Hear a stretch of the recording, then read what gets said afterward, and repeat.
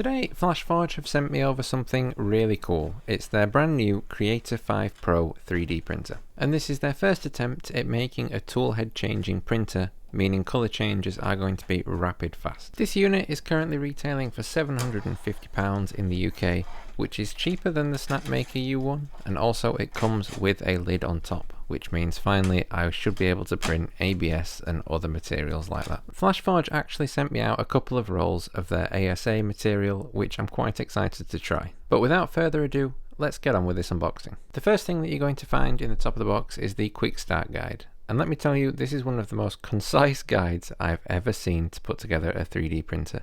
Putting it together is genuinely really simple, and I'm not just saying that, it's literally 3 pages, and there's very few screws. Clearly, the team that designed this had the consumer in mind putting it together at home. Other printer manufacturers, please look at how this is done. Now we're going to take the printer out of the box simply by lifting out this packing piece, taking out this top lid section here if you have the Pro model, as that's the top part of our enclosure, which we'll look at later.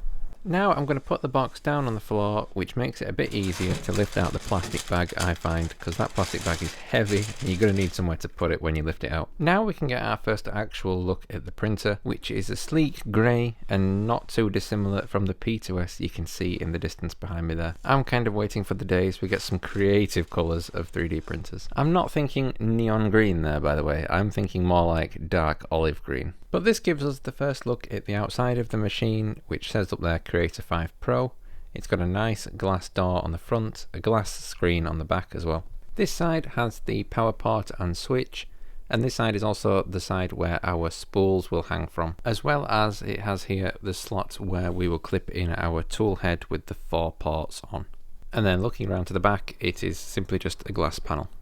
And now, to get the rest of the components out of the machine, you want to lift off this top foam panel, and then we want to take out this top section of foam first before we take anything else out. And I actually found this a little bit tricky. You don't really want to be damaging all the belts and pulleys of the brand new machine you've just bought, but it needs to come out first, otherwise you can't get anything else out. So just be gentle with it, but also be firm at the same time. And then that middle section will slide out nice and easy. Again, you might get in the way of the belts and pulleys, but it will slide out. And then the first thing I did after removing that was take off this blue tape holding down our build plate.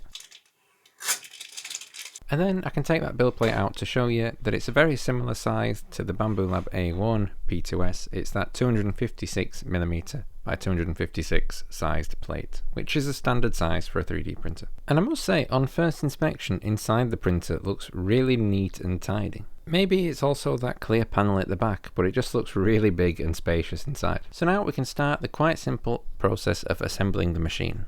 And for that, we're going to firstly need this screen. And this screen is going to clip onto the top of the machine right at the front. You'll see that there's the 2 connections there. So just get those lined up and then it simply presses on.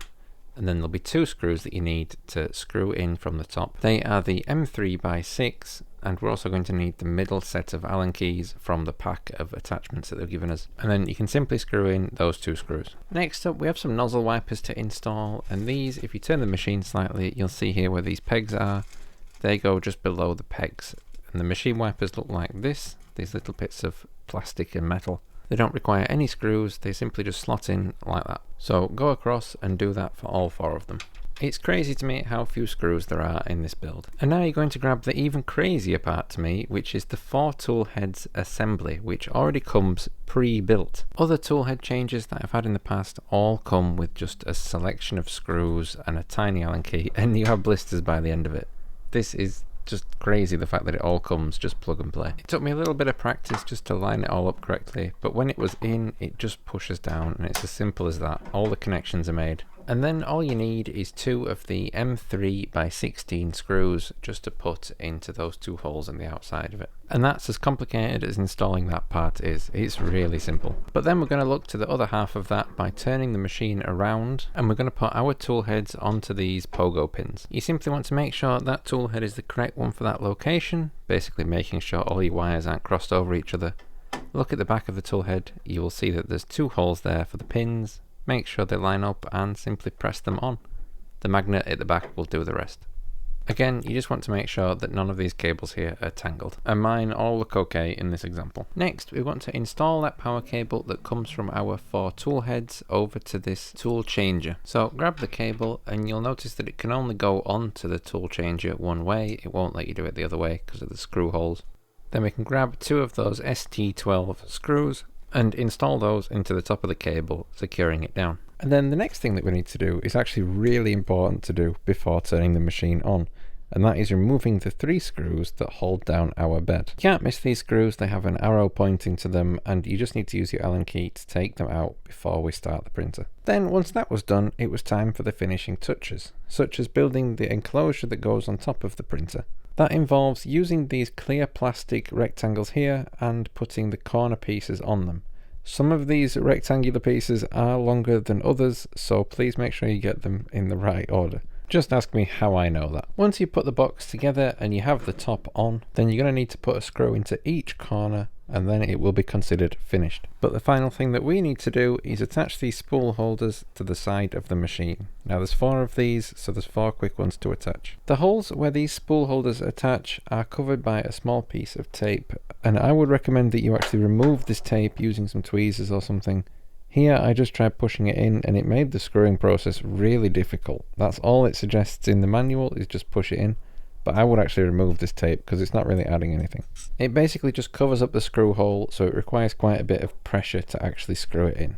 But definitely just remove that tape and you'll have a much nicer time. And finally, we get to actually plug in the machine and power it on for the first time. That is the hardware setup process complete. Now it is all software on the screen. And if you've owned any other kind of 3D printer before, this will all be very familiar to you. The first thing it will always ask you to do is select language, and then you enter your Wi-Fi password to connect to the network. And from there you can download the app, which is Flash Studio, sign in on there, and then you can scan the QR code to pair the machine to your Flash Studio account. Then the device is going to do some calibration for the next half hour, setting up things like vibration compensation, figuring out exactly the offset of each of those 4 tool heads, because they won't all be exactly the same. And at some point it will ask you to remove the build plate, just like I showed you earlier, so remember to come back and do that at some point. I really like how see-through this device is with all of the windows and how the lights look when it's in the dark. So yeah, just let the machine do its thing and run through all of these processes, and then it won't have to do them again later.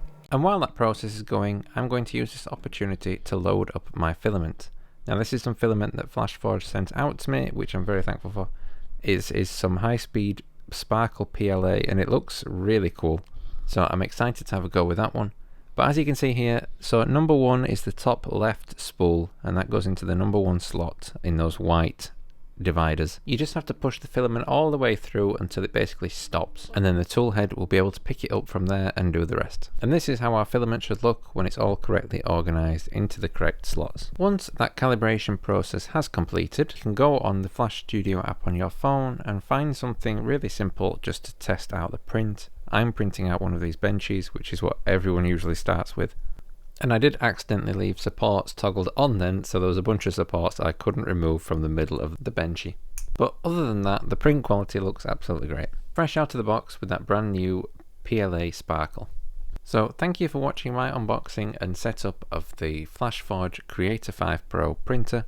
If you'd like to know more about this printer, then there will be a link down in the description. There's a link down there to all the stuff that I use, but otherwise thank you for watching, and I shall see you next time.